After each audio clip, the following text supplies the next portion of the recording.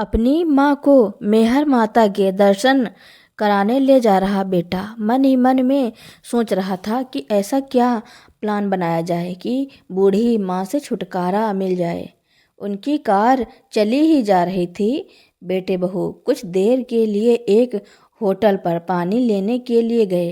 इतने में अचानक एक ट्रक ने उनकी कार को टक्कर मार दी। कार का बैलेंस इस प्रकार बिगड़ा कि वह कार लुढ़कते हुए खाई में जा गिरी।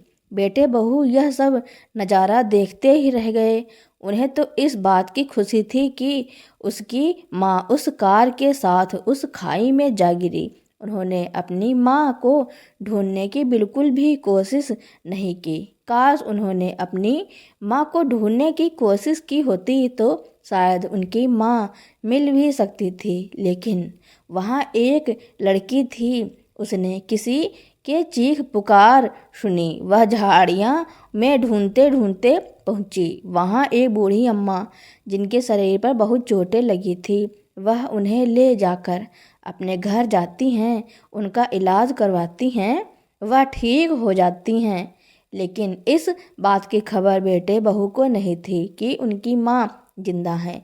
वह खुशी खुशी अपने घर आते हैं और अपने पिता के सामने झूठा नाटक बनाकर दिखावा करते हैं। यह सुनकर रघु जी के तो होश उड़ जाते हैं। उन्हें तो अपना होश ही नहीं था। किसी तरह उन्होंने खुद को संभाला और अपने काम पर जाने लगे। लेकिन उन्हें अपने पत्नी की बहुत चिंता होती थी। काश वह वहाँ ना जाती तो शायद आज वह उनके साथ होती। रघु जी घर के आंगन में इस दिसंबर की कड़कड़ाती ठंड में जमीन पर बिना कपड़ों के लेटे हुए थर थर काँप रहे थे। उनके बदन पर कपड़ों के नाम पर सिवाय पैजामे के कुछ भी नहीं था। बहू ने रात में बिस्तर पर लेटने पर इतना मारा कि उनके शरीर पर मार के बड़े निशान अपना दर्द बयान कर रहे थे। और बेटे ने तो उनके बदन से कपड़ों को भी नोच डाले थे। वह छोटे से अखबार से कभी अपने बदन को ढकते तो कभी उनको नीचे बिछाकर अपने शरीर को ठंड से बचाने की कोशिश करते, पर उनकी सारी कोशिश नाकाम रही। तभी उन्हें आंगन में तार पर सूखती हुई एक कमीज दिखाई दी तो उसे उतारकर उन्होंने पहन ली। अब पूरी रात ऐसे ही एक कोने में ठंड में ठिठुरते हुए बैठे रहे। अपने इस हालत पर उनकी आंखों से बार बार आंसू भी बह जा रहे थे।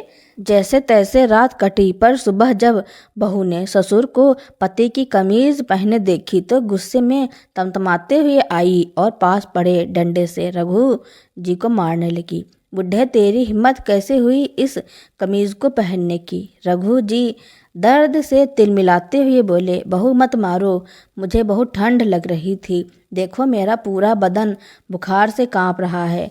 रघु जी रोते हुए किसी छोटे बच्चे की तरह अपना हाथ आगे करते हुए बोले, दूर रहो बुढ़े मुझसे, वरना तेरी यह बीमारी मुझे भी लग जाएगी। इतने में बेटा भी चिल्लाने की आवाज़ सुनकर वहां पहुंचा और पिता को देखकर चिल्लाता हुआ बोला, पापा यह क्या कर दिया आपने? कल ही मैंने 2000 रुपये की यह खरीदी थी कि इसे पहनकर आज एक मीटिंग में जाऊंगा, लेकिन मेरी पूरी मीटिंग का सत्यानाश कर दिया। अब आप एक पल के लिए भी इस घर में नहीं रुकेंगे। रघु जी रोते हुए बहू बेटे के पैरों में गिर गए और हाथ जोड़कर बोले, बेटा इस हालत में मुझे बेघर मत करो। मैं यह कमीज धो दूंगा और दोबारा से कोई गलती नहीं करूंगा, पर इस घर से मत निकालो। तो आकांक्षा तमतमाते हुए बोली, चुप कर बुढ़े, थक गए हैं तेरी इस बीमारी का इलाज करवाते करवाते, ऐसे तो हम बर्बाद हो जाएंगे। आकांक्षा ने तुरंत घर के नौकर को आवाज़ लगाई और उसे आंखें दिखाते हुए बोली, बीरू इस बुढ़े को घर से धक्के मारकर बाहर निकालो, और हाँ यार रहे हाथ मत लगाना, वरना तुझे भी इसकी बीमारी लग गई तो तेरी भी नौकरी से छुट्टी कर दूंगी। रघु जी की ऐसी हालत देखकर वीरू की भी आंखें भर आईं। वीरू हाथ जोड़कर बोला, बाबूजी आप यहाँ से चले जाइए। रघु जी वीरू की तरफ देखकर फूट फूट कर रोने लगे और वहाँ से आने लगे तो बेटा पीछे से तमकते हुए बोला, बूढ़े इस कमीज को यहीं उतार कर जाओ, इतनी महंगी कपड़े पहनने की तेरी औकात नहीं है। सब कुछ छीनने के बाद अब बेटे ने पिता के बदन से कपड़े भी छीन लिए थे। रघु जी बेटे की कमीज को वहीं उतारकर बिना कपड़ों के रोते हुए वहां से चले गए। कई दिनों तक दर दर भटकते हुए एक सड़क किनारे वह अपने जैसे लोगों के साथ उन्हीं की झुग्गी झोपड़ी के पास जमीन पर सड़क किनारे रहने लगे। सब लोग उनके चर्म रोग की बीमारी के कारण उनसे दूर दूर ही रहते थे। आज 5 दिन से भूखे प्यासे रघु जी उस फुटपाथ पर लेटे थे कि तभी अचानक कुछ शोर सुनाई दिया। अरे चलो चलो, मैडम जी खाना लेकर आई हैं। एक 22 से 23 साल की लड़की अपनी माँ के साथ उस गरीब लोगों के लिए खाना लेकर आई थी। सभी को खाना दिया जा चुका था। रघु जी जब तक वहाँ पहुँचे तब तक सारा खाना बढ़ चुका था। वह दूर से ही निराश होकर वहाँ से चल दिए, पर भूख के मारे उनके प्राण निकले जा रहे थे। रास्ते में कोई ठेले पर कुछ खाता हुआ दिखाई देता तो उसे देखकर अब रघु जी से भूख बर्दाश्त नहीं हुई और वह उसकी प्लेट छीनकर वहाँ से भागने लगे तो सभी लोग उन्हें पकड़कर मारने लगे थे। बूढ़े चोरी करता है, शर्म नहीं आती है।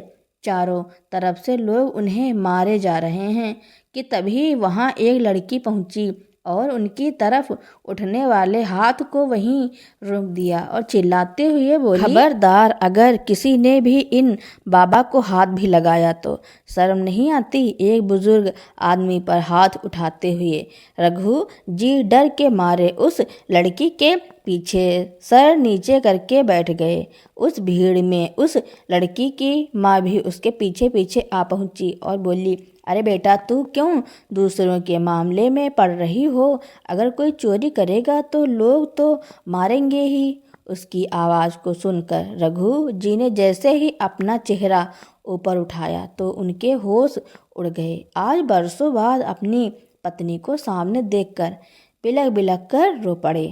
रोहिणी जी की आंखें भी लगातार आंसू बहाए जा रहे थे और अनायास उनके मुंह से निकला, आप।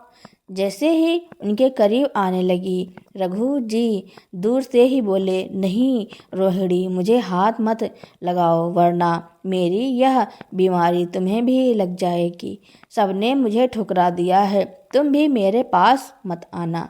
अपने पति की ऐसी हालत देखकर रोहिणी जी से रुका नहीं गया और उन्होंने रघु जी को गले से लगा लिया। उन दोनों का देखकर कुछ लोगों की आंखें नम हो गई थी। कैसे हैं जी आप, और आपकी यह हालत कैसे हुई? रघु जी बोले, रोहिणी, बहुत भूखा हूँ, क्या फिर से तुम्हारे हाथ का खाना मिलेगा? जब से तुम गई हो एक एक दाने के लिए तड़प गया हूँ। रोहिणी रघु जी को अपनी बेटी के साथ घर लेकर आई और रघु जी को पेट भर खाना खिलाया। रघु जी खाना खाकर हैरानी से बोले, पर रोहिणी, तुम जिंदा हो? कहीं मैं कोई सपना तो नहीं देख रहा? और यह तुम्हारी बेटी है? कौन है? रोहिणी जी बोली, बहुत लंबी कहानी है जी, बाद में बताऊंगी, पर आपकी यह हालत कैसे हुई? कहीं आपको भी मेरी तरह बेटे बहू ने? रघु जी बोले, रोहिणी, तुम्हारे जाने के बाद बेटे बहू ने मुझे कहते कहते वह अपने अतीत में खो गए। अरे पापा जी, मम्मी जी तो रही नहीं तो आप बहुत आलसी हो गए हैं।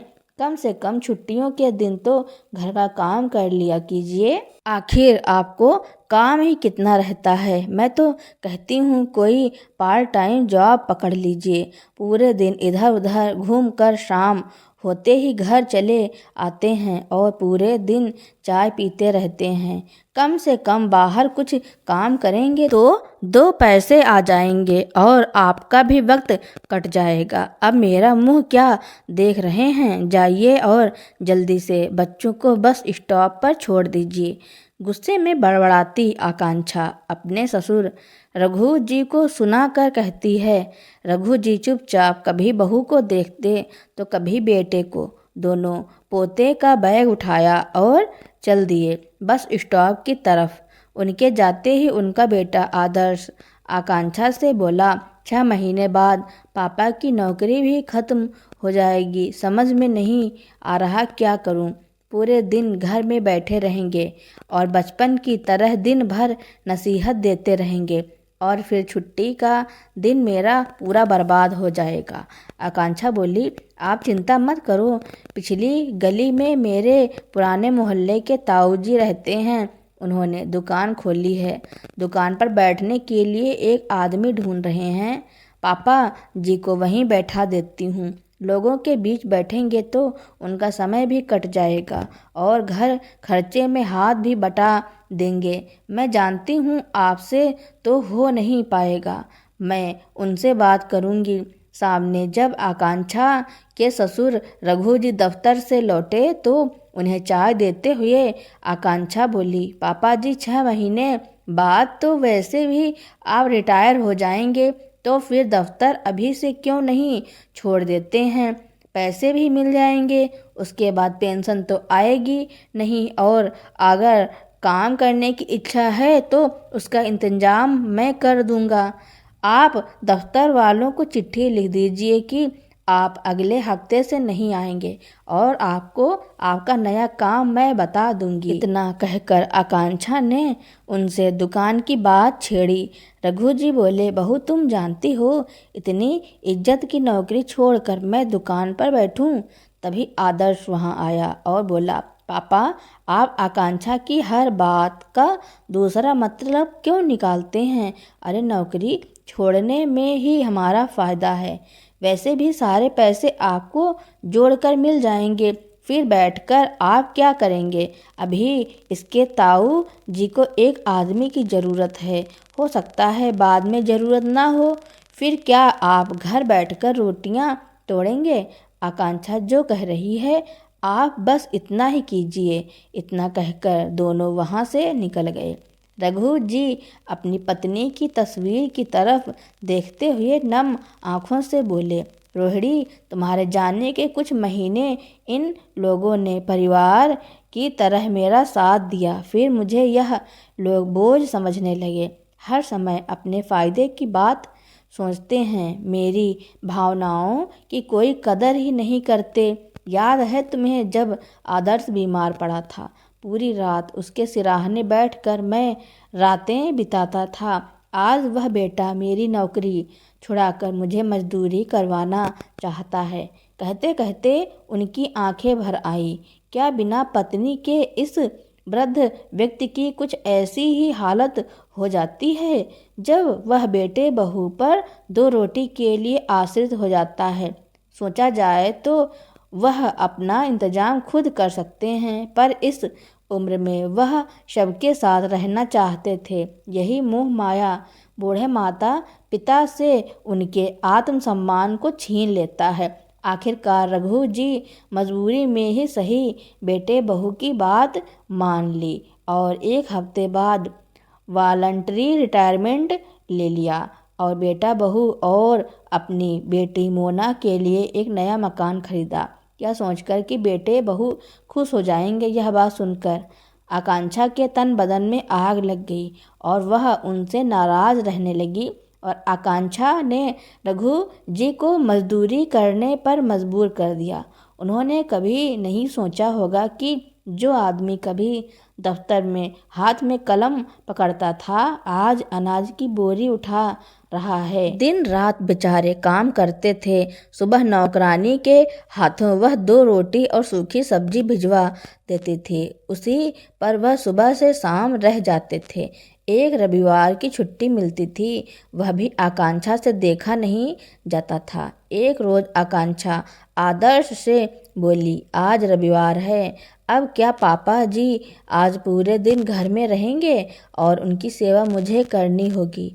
सुनो जी, मुझे यह सब नहीं होगा। जिंदगी भर जो कमाते आए वह तो आपकी माँ के हाथों में देते हैं, और रिटायरमेंट के पैसे से 2 मकान क्यों खरीदा।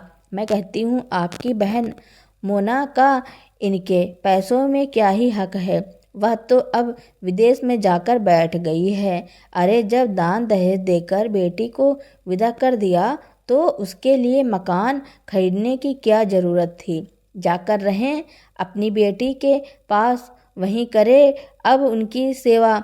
आदर्श बोला, अब पापा रिटायर हो गए हैं तो यकीनन इसी घर में रहेंगे। मैं इसमें क्या ही कर सकता हूँ। तुमने देखा होगा मैंने उन्हें कितना समझाया, पर उन्होंने कहा कि माँ की यह अंतिम इच्छा थी कि वह अपने पैसों से अपनी बेटी का भविष्य सुरक्षित करें।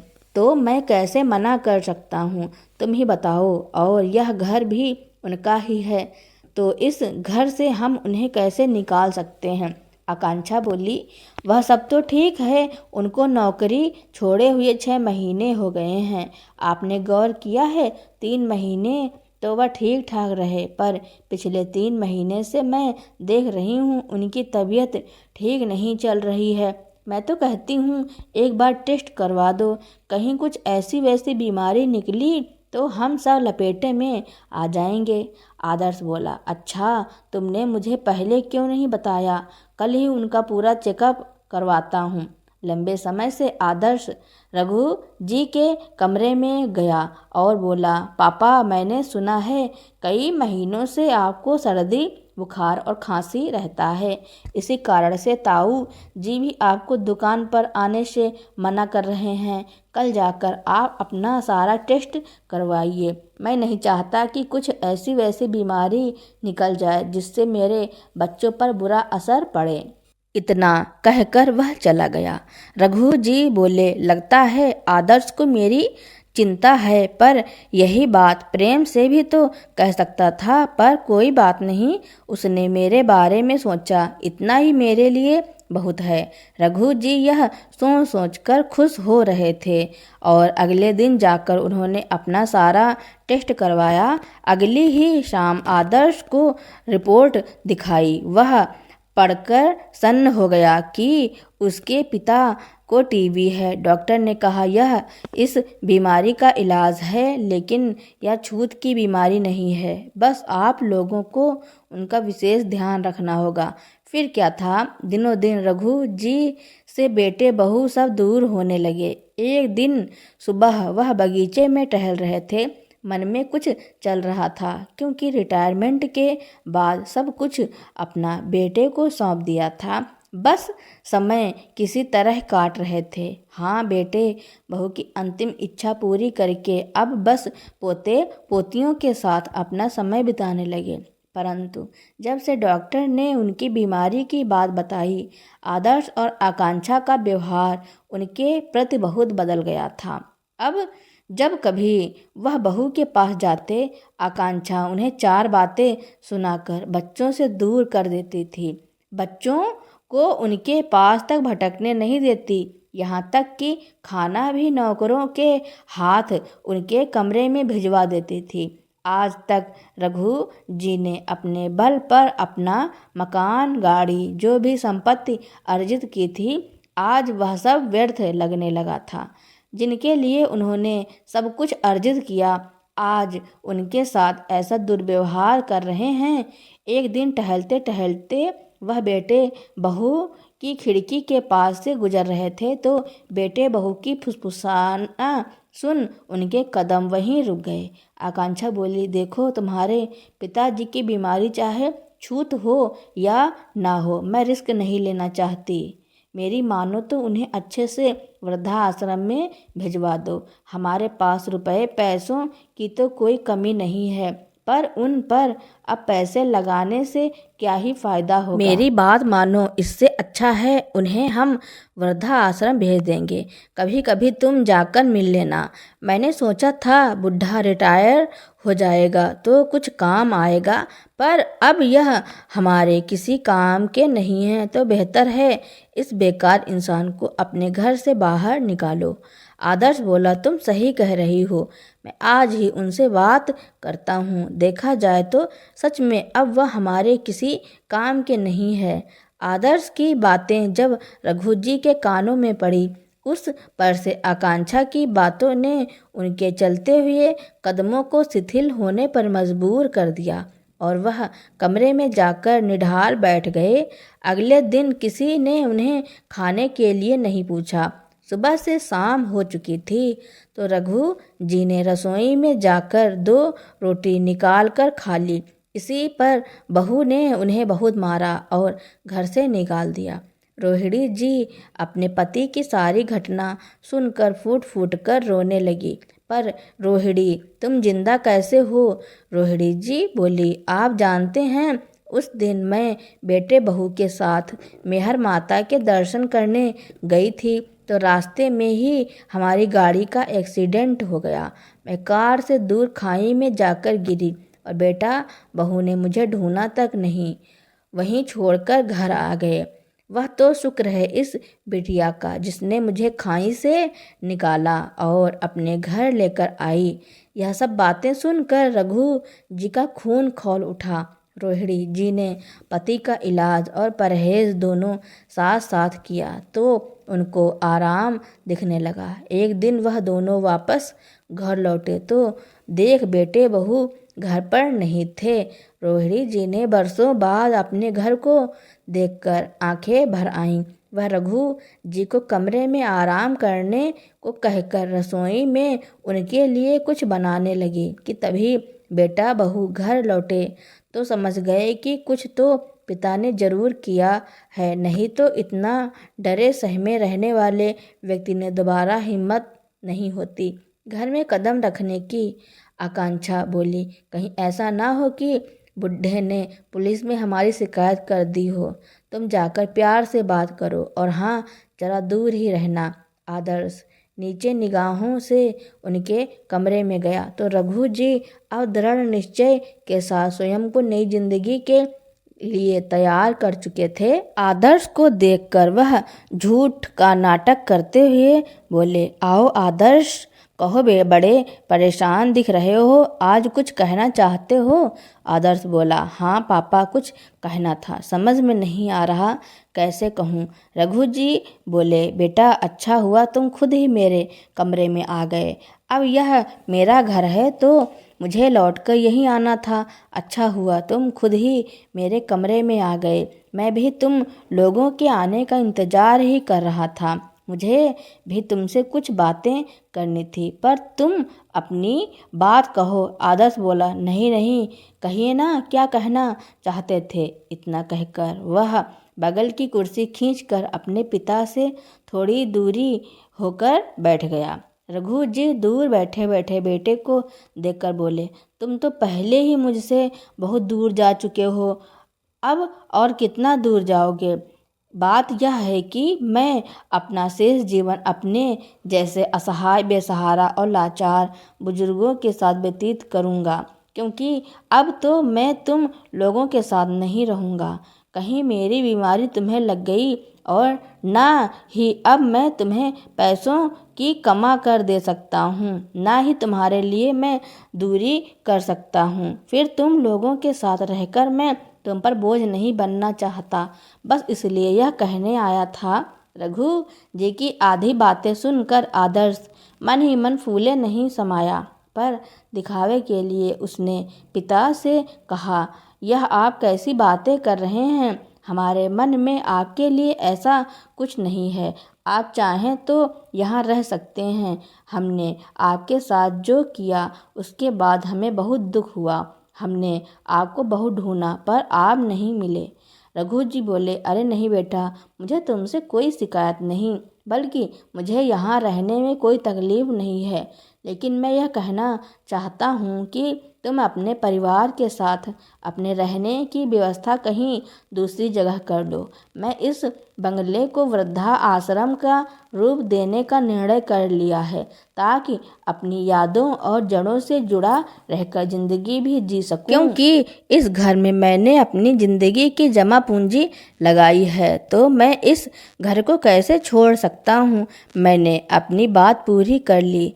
तुम अब जा सकते हो और जितनी जल्दी घर को खाली कर दो उतना ही बेहतर है, क्योंकि मैं नहीं चाहता मेरी वजह से तुम्हारे बच्चे और तुम्हारी पत्नी को कोई तकलीफ हो। इतना कहकर रघु जी अखबार लेकर पढ़ने लगे। आकांक्षा को जब सारी बात पता चली, उसने बहुत हंगामा किया और रघु जी पर जैसे ही हाथ उठाने को चली कि पीछे से किसी ने उसका हाथ पकड़ लिया और खींचकर एक तमाचा आकांक्षा के गाल पर जड़ दिया। माँ को सामने देखकर दोनों की आंखें फटी की फटी रह गई। माँ आप? रोहिणी जी बोली। हाँ मैं, जिसे तुम खाई में छोड़कर चले आए थे, और आज वही माँ तुम्हारे सामने तुम्हारा काल बनकर खड़ी है। निकल जाओ मेरे घर से। आकांक्षा बोली। बुढ़िया, तुझे मरने के लिए छोड़कर आए थे ताकि तुझसे पीछा छूटे, लेकिन फिर भी आखिर बच ही गई और इस बुढ़े को भी पता नहीं कहाँ से उठा लाई।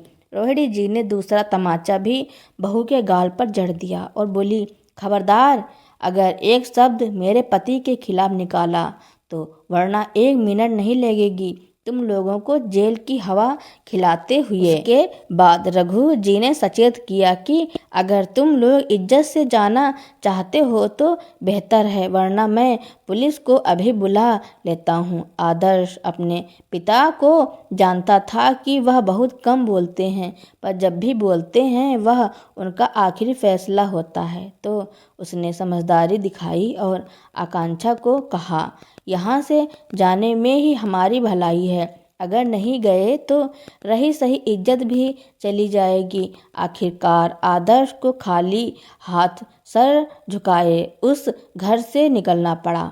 अब तो वह किसी को बता भी नहीं पा रहा था कि आखिर उसके पिता ने उसे अपने ही घर से बाहर जाने के लिए क्यों कहा। पर रघु जी ने अपने घर को आधा किराए पर चढ़ा दिया और अपनी पत्नी और उस बेटी के साथ खुशी से रहने लगे। विदेश में रहती उनकी बेटी को जब सब पता चला तो उसने भी भाई भाभी को खूब खरी खोटी सुनाई और पिता का इलाज एक अच्छे अस्पताल में करवाया। 1 साल के इलाज के बाद रघु जी बिल्कुल ठीक हो गए और उसने अपनी सारी जायदाद अपनी उस बेटी के नाम कर दी, जिसने उन्हें नया जीवन दान दिया था। रघु जी और रोहिणी जी अब अपनी जिंदगी में बहुत खुश थे। उन्होंने अपने घर को वृद्धाश्रम में बदल दिया था, जिसमें उनके ही जैसे अपने बच्चों से सताए हुए माँ बाप रहने लगे थे। रघु जी और रोहिणी जी अपने घर में भी रह रहे थे और बुजुर्ग लोगों का सहारा भी बन गए थे। इसकी सराहना पूरे शहर में हो रही थी, जिस कारण उन्हें कई सरकार द्वारा सम्मान प्राप्त हुए थे। उनका नाम अखबार के पहले पेज पर सुर्खियों में छपा हुआ था। जब यह खबर उनके बेटे बहू ने पढ़ी तो उनके तो होश उड़ गए। अब उन्हें अपने किए पर बहुत पछतावा हो रहा था कि काश उन्होंने अपने माँ बाप के साथ ऐसा न किया होता तो उन्हें आज यह दिन न देखने पड़ते। तो दोस्तों, रघु जी ने और रोहिणी जी ने अपने बेटे बहू के साथ जो किया उसके बारे में आपका क्या कहना है और यह कहानी आपको कैसी लगी, कमेंट में ज़रूर लिखना। मेरी कहानी सुनने के लिए आपका बहुत बहुत धन्यवाद।